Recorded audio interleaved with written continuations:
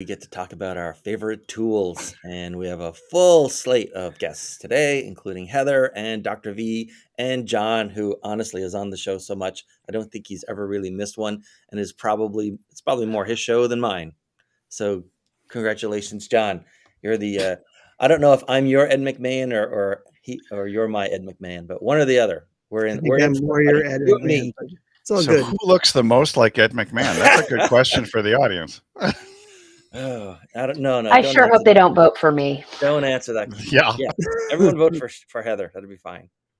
Okay, so on Thursday we go over tools. We have the very awful name for it of Tools Thursday, and people show up with everyone here is in business for themselves and is in oftentimes marketing or sales to some degree. If you're in business for yourself, of course you're in marketing or sales to some degree. And they come with some of their favorite tools that they use on a daily or weekly basis. And so they're going to point out one or two of their favorites, why they love them so much. And if there's time, I'll go over a couple from an upcoming creativity little mini course that I've created for folks but haven't released yet. And if we don't get to mine, it's no problem. We'll get to it some other time. So you weren't able to make it, I think, last week, Heather. So ladies first, what do you got?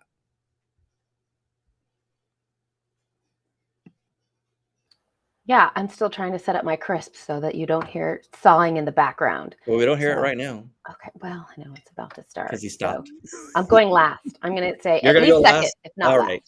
Dr. V, I think you've only got one, right? I got one, but it's a big one. Go for it. It's good. Right. So my favorite tool that I use every single gosh darn day. Let me see if I can. I was going to share the regular screen. We're getting a little inception here right now. Actually, you know what? Maybe just do the Chrome tab. That's easier. That way you don't have to suffer. There you go. There we go. So is Canva. Oh my God. I am a Canva-holic, if there is such you a and my thing. wife, buddy. Oh my gosh. Well, we should get together and form a little club. People who know Dean and are Canva-holics. So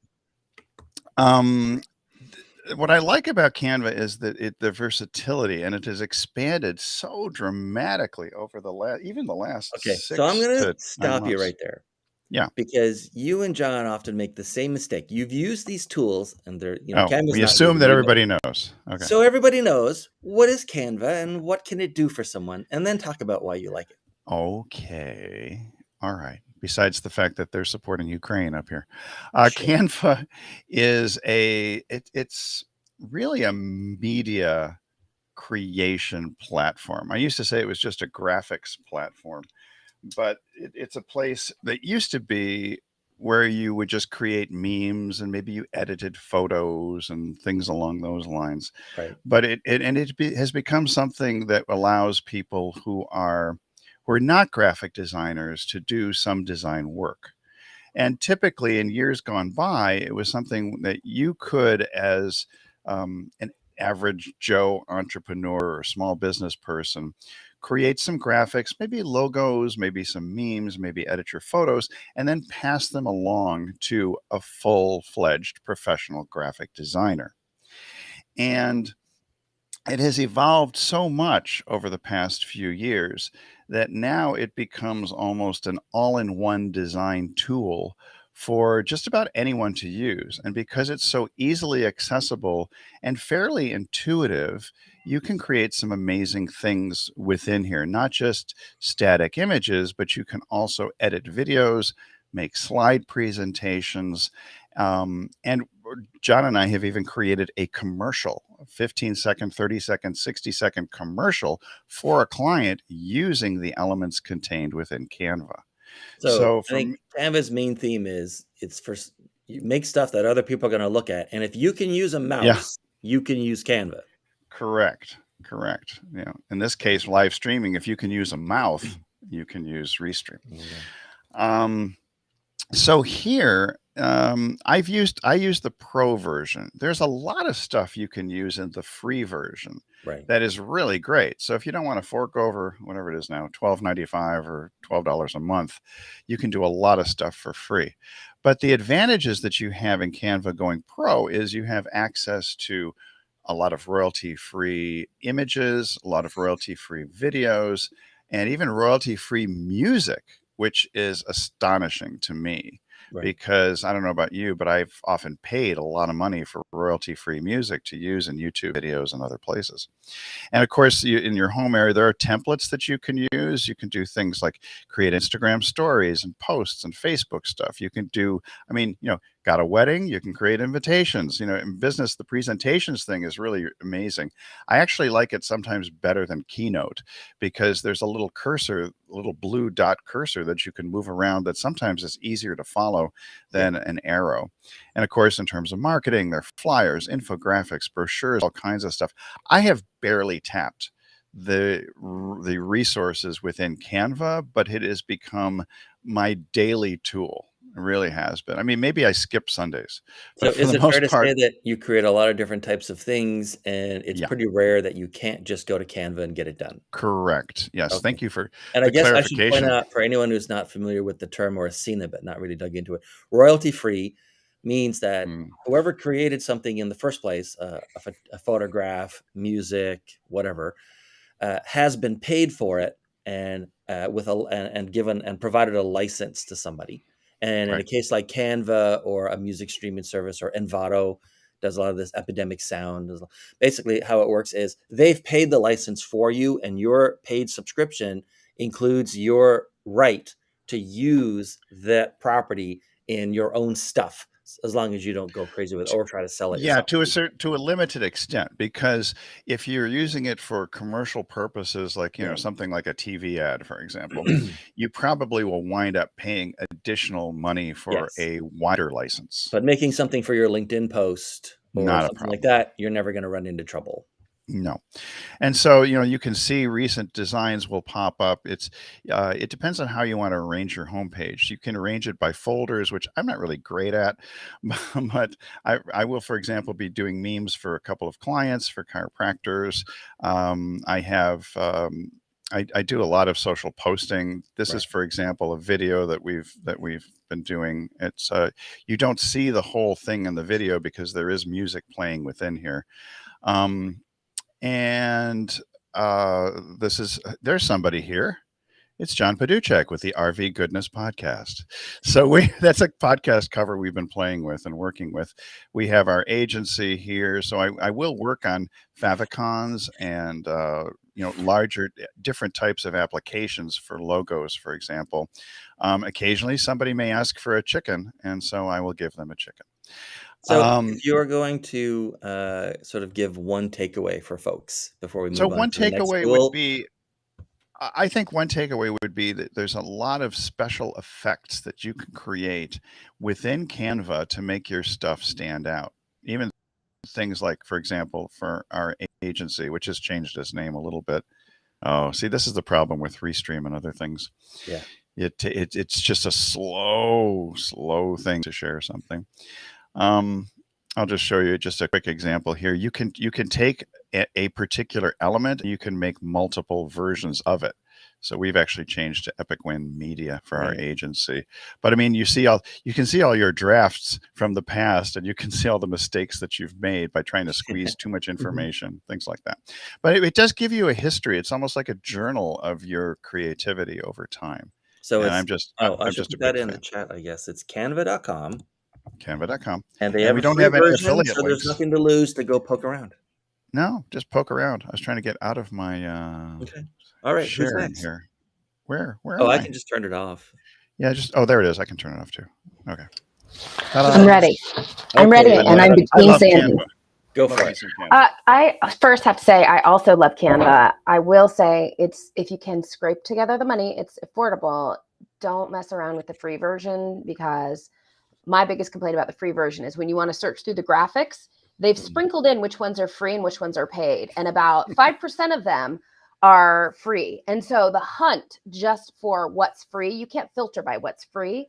Right. So if you value your time, it's worth the money to just go in there. And if you're doing anything at all in marketing, like it's just everything, the templates are fantastic. So especially I deal a lot with solopreneurs and freelancers where, like, if you're not a graphic designer, this is the way in to get, you use a template, right? A graphic designer made that template for you. You don't have to be a graphic designer. You just put your own logo colors in, etc. So, And there's no contract, so you can like upgrade to the yeah. pro version for a month and then cancel it, go back to the I've free done it. version because you don't I need it that actually month. did that. I actually Yeah, did of that in course. the past. Yeah. That's how a lot of people use Netflix and HBO Max and stuff. They wait till the show they want to see is done with all its new episodes, subscribe for a month, binge watch it, let the service go. Yep. Pick it up again in a few months. Okay, what are we looking at, Heather? Okay, our first one is just a fun one. I'm going to give you the link in our private chat, Dean, so you can put it in for everybody, Okay. anybody and everybody. So this is a great place to play if you're looking to develop a logo, especially, again, if you're not a graphic designer, if this isn't your wheelhouse. It's a great way to get inspiration. Even if you don't end up with a logo here, if you find the ones you like and you come up with some samples that you like, and then you hire someone to do your logo, the first thing happens when you hire somebody to do something is like, what do you want, right? If you can give them some examples of things you like, they can take it to the next level. So I like playing in here. I thought it was fun. They'll ask you some different industry questions. And so for Go Done, I put in my business, Go Done. I will say internet, because we're an online community. I don't know if they have online community in there. And then it tells you to pick some logos you like. So again, although we might not be graphic designers, when we think about our business, we know what we like. This is like shopping. Everybody knows how to online shop. And you go through and you online shop and say, which one feels like my business? And maybe I like the little creatures, and I like the Surefire, and I like the nail hub. Here we go. So these are my favorites, and I move on. I know my logo colors. If you don't, you could just pick some that you like, but mine are the stoplight colors. And I can add a logo. So here we go. Might be hard to read. Try shortening it. I obviously have been here before. For the purposes of time, we're not going to shorten it. And then pick some symbol types. So internet, web. We don't do web design. We're online, global, right? See how it's just like leading me by the nose through it. Yeah. And connection. Here we go. And then they've generated some logos for me. And then you can go through and decide which ones you want, and you can start customizing and so on. And so I think it's just a really nice place to play as you're trying to figure out, what your logo looks like. And of course, you want me to sign up and all of that. We're just looking for to follow up on colors. And I just came across this site this week from one of the guys I like to talk to very often, Stephen Rowell. If you click on 12 brand archetypes and just answer like a little bit of a quiz, it's sort of like a personal brand archetype, but that's okay. What it'll do is, besides giving you sort of like a PDF with all the 12 different types, it includes a color scheme that, for color theory and evoking the kind of sort of feel that you like to do. It only takes maybe, 90 seconds to do the quiz. You get the PDF, you scroll down to whichever one it said you were, but there's your color scheme. And very often you probably agree with the color scheme. Yeah, I like it. I'm going to have to click on that and save that one. My next one is a blog title generator by SEO Presser. And so if you are looking to, I know I talked last time or 2 weeks ago about CoSchedule's headline analyzer. So hopefully you play with that a little bit. You get kind of good at knowing what you're looking for, but you could do a blog title generator and then put in if it's a generic term or if you're doing an event or a location, et cetera, et cetera. So I'm going to do just a generic term, and it's going to generate titles for me. I wouldn't just blindly go forth with this one. You got to be an active consumer and know your business and know what you're really talking about. But so often it's the blank page that gets us, and getting started and deciding what we like and what we don't like, similar to the logos. Like, you don't have to start with a blank page. Start here and you'll know what you like and what you don't like. And you might end up generating your own, but this gets you started. So 7 ugly truths about productivity, 10 taboos, right? And you go through and you're like, yep, I could write a blog post on this one. So another kind of fun one to play around with and to avoid that blank page paralysis. And then the last one I wanted to bring up, especially because you brought up Buffer, which I think, or Buffer, you brought up Canva, which I love. If you're not ready for Canva, or you just want to play somewhere else a little bit, I think that the company Buffer does social media scheduling and analytics and all of that. They have this little free tool that I used for a long time before Canva was as big as it was. And what's great is you come in here into the search feature, and I'm going to search for freedom, and it's going to give me a bunch of pictures that are royalty free that match the search term freedom. And I'm going to come in and put this happy person in there. And you can see up here in the upper right, you can format it for Pinterest, Instagram, or Facebook and Twitter. I find Facebook and Twitter works pretty well on LinkedIn if you're doing that. And then it will default to a light contrast overlay. You can make it heavy and so on and so forth. It does light contrast, white text. You just click in here and you can say, set yourself free. Nice. And if you want to, you can put your logo on there. So you see my little go down logo. You just click and drag, and I can increase the size, right? And then I can put more text on there if I want to, and say more things. And you can see how it's very click, drag, turn things on, turn things off. So really low tech and a really nice route to go. And it lets you publish it straight to social, but you can also download it, which I always recommend that you download it, Right. so that you can repurpose it. And that's just this little share and download, and you can send it, but I always just hit download and pull it down. And so you're royalty free. Click and drag. You can edit your, it doesn't give you, one of the things I actually like about Pablo is it doesn't give you that many choices. And so there's another form of paralysis. Like I have 20,000 fonts. How do I pick one? This is like, you got like 20 choices, and you can bold and change the sizes. You can change the color, etc., but only so many choices. So this is, graphic designers everywhere would pull their hair out. But those of us who are like, I just need something that looks all right, that has my logo on it, and it's just this click and move. So it's a nice spot to go for a quick graphic that you have a lot of easy control on, that doesn't take a lot of technical skills to manage. So that's pablo.buffer.com.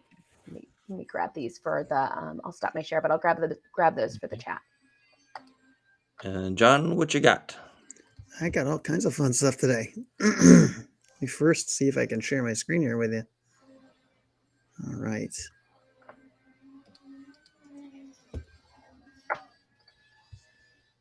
Maybe. There we go.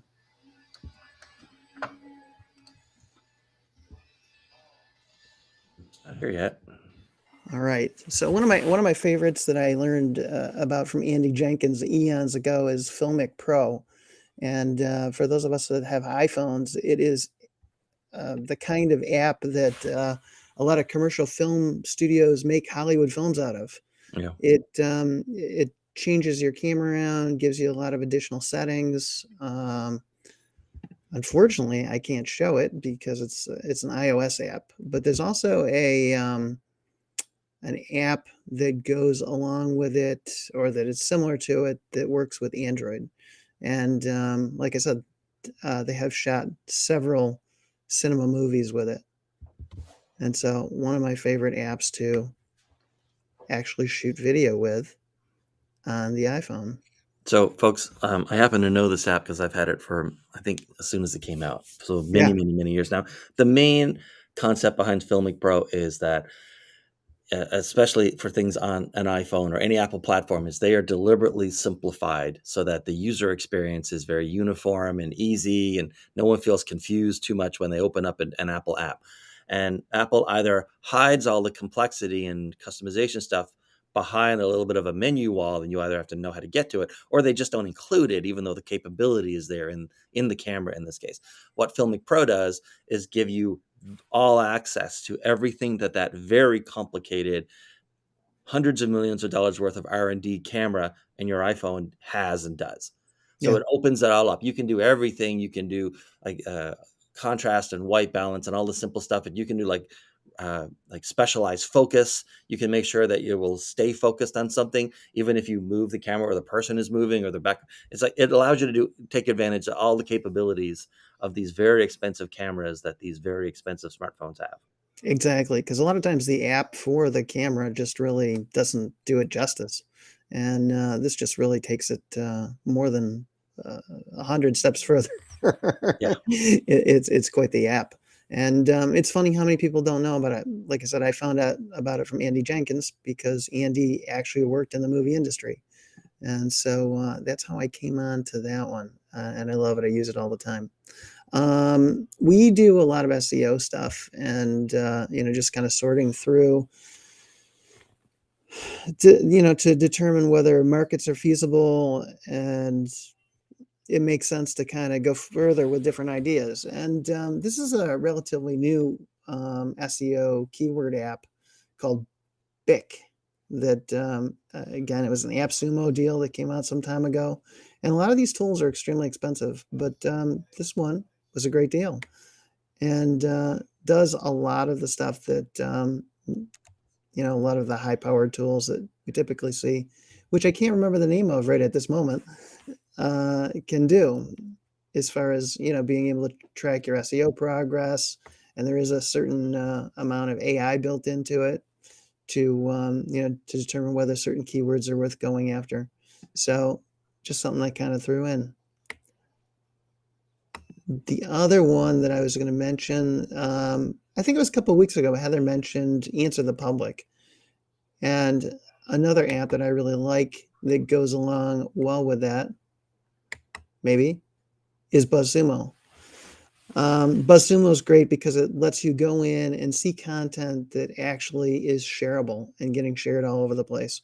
Things that have gone viral and where. And it allows you to basically find stuff that's working and duplicate it.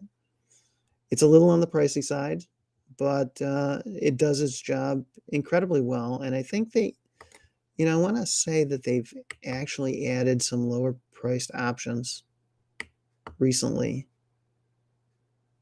Yeah, there is a free one, and then there's like the next step up is $99 a month. But you can actually use the free one to get a fair amount of information just to see some of the things that are being shared in the areas that you work in.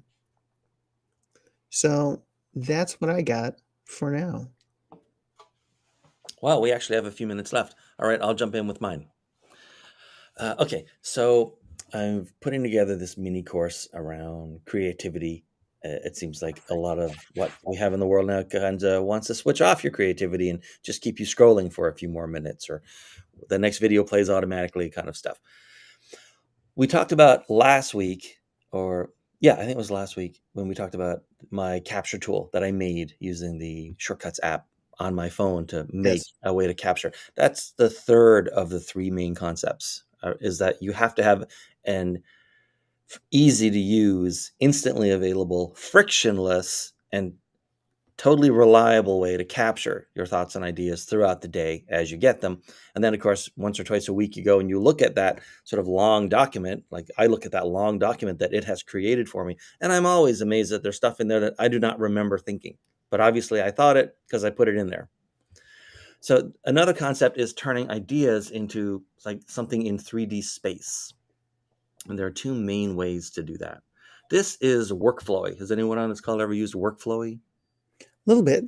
So Workflowy is an outliner tool. Now, when you sort of jump into an outliner tool, it can seem like, okay, it's just a bullet list, which is fine. I can do that in Word. Yes, but no, because how these tools work, a similar one on a similar concept, and I'll get to that craft in a second. Oh, actually, you know what? I should probably share my screen, huh? That would be a good idea. Probably help. It would probably help. So let's look at Workflowy. That's right. So it looks like it's just sort of like a bunch of outlines, but really it's just the thing about outliner tools and all of these tools that people use for creativity now, and being able to treat things like they exist as objects instead of ethereal thoughts, is that everything is movable. You can pick them up and drop them. You can attach them to other things. You can detach them from other things. You can drill down into them and make them their own thing.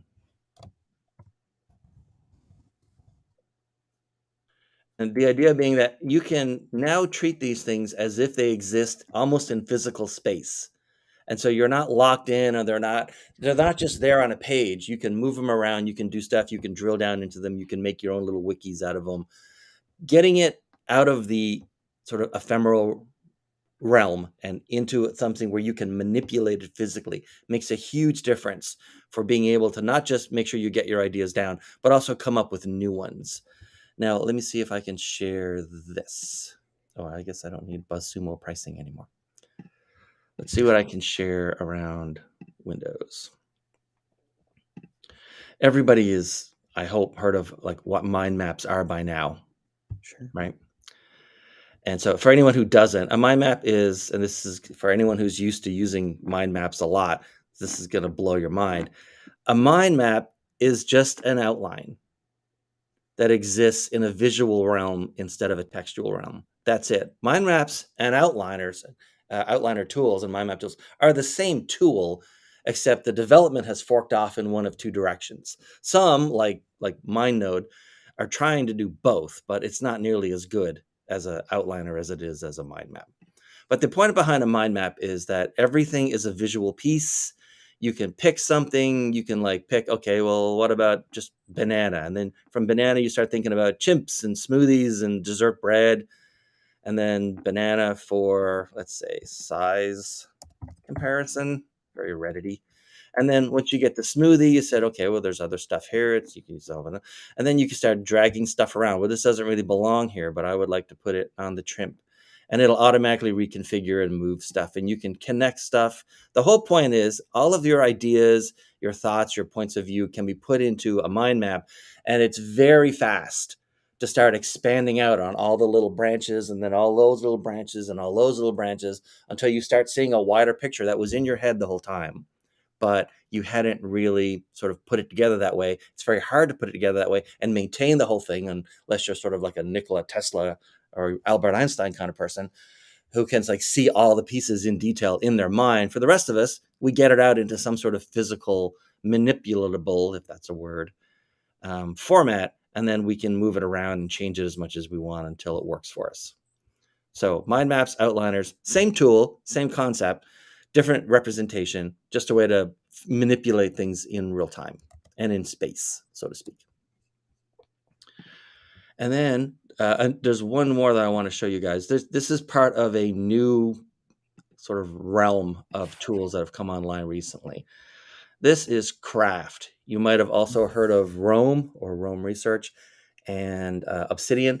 This is a new type of note-taking and research tool as you're sort of, okay, you've read a book or you've seen a movie or you watched a video and you sort of made your notes and stuff. A Notion is another one that's sort of similar, but kind of on its own. Craft is a lot more similar to Notion than it is to the others. But here's what these do. These are not really creativity tools per se. You'd be better off with an image-based tool or like My Mind, or else using a mind map, or maybe using an outliner like Workflowy. But what these do is every single line here is a block. It's its own block, just like everything, every item in the outline was a block, and just like every shape in the mind map was a block. And so you can take things and you can move them around, and which is fine. But then what it lets you do is it makes you create your own little multi-dimensional wiki, like a Wikipedia. So all I did for here is when I was working on this, I clicked on a button that said more content, and I'll show you that in a second. And then it can create another document that's linked to the parent document, but it's not in the up and down linear kind of look for it. And you can have as many connections and links to in a document as you want. So if you want to create something, you see it pops up a little arrow here, and I can make a little tiny one right in here. And now it turns into this. And so I can read it, and it's got a little caption and stuff. But if I click into it, I can have an entire other document that's as long or longer as the original one. So what this does is over time, as you start filling it out with notes and thoughts you had on books and movies and concepts and meetings you had, and meeting notes and all that kind of stuff, you can have a page for every person that you talk to. It builds out what you might have come across the term the second brain, which is sort of a place to put all the stuff that's in your life, in your work, in your business, in your life, so that you don't have to keep it in your head, but in a way where everything is linked together. So I could have a page for Heather and a daily note for today that happened to mention that we did Tools Tuesday. And one of the guests was Heather. And when I typed @Heather, it'll like drop down. I pick the right Heather. And then yet again, when I click on that name, it's going to show all the other stuff that's related to everything I've ever written about Heather in that application. And these are super easy to use, and they're very full featured. They look very simple, but all you do is type in the / and you have all kinds of options for what you're going to put in there. Now, I don't remember what Craft costs. I pay for Craft, so I think it's about $50 a year. This is the web version, but most people would use it on the Apple ecosystem. Roam is quite a bit more expensive. I think it's $15 a month. It's sort of original granddaddy of the whole thing. And Obsidian is free as long as you never need to sync it to another device. And if you want to sync it across devices, then it's, I think, $9 or $10 a month. So those are the three main tools as you're working through your ideas. There's an outliner, which is probably the very fastest one to get a lot of text into. And they all do images and they break it out into like Kanban boards and all that kind of stuff. And then there's mind map tools, which are the same as outliners, except everything is represented visually as pieces instead of text blocks that you drag around. And then there are the wiki backlink based note options like Craft and Obsidian and Roam and to some degree Notion. Mm-hmm. So software's come a long way in just a few years for letting us take our ideas and treat them as objects that we can then manipulate, attach, detach, reorder, and do whatever we want with. And manipulatable is a word. Christmas every day. Yeah, manipulatable is a word. Well, and I like how it's making it more approachable for more people. The skill level, your technical skill level goes down. Right. Each and every year, each and every iteration that folks come out with. You don't need to know any code or how any of this stuff works on the back end to get immediate benefit from it. Yeah. And look at that. We're at the half-hour mark. I heard that song. Perfect. Crazy. All right. Thanks.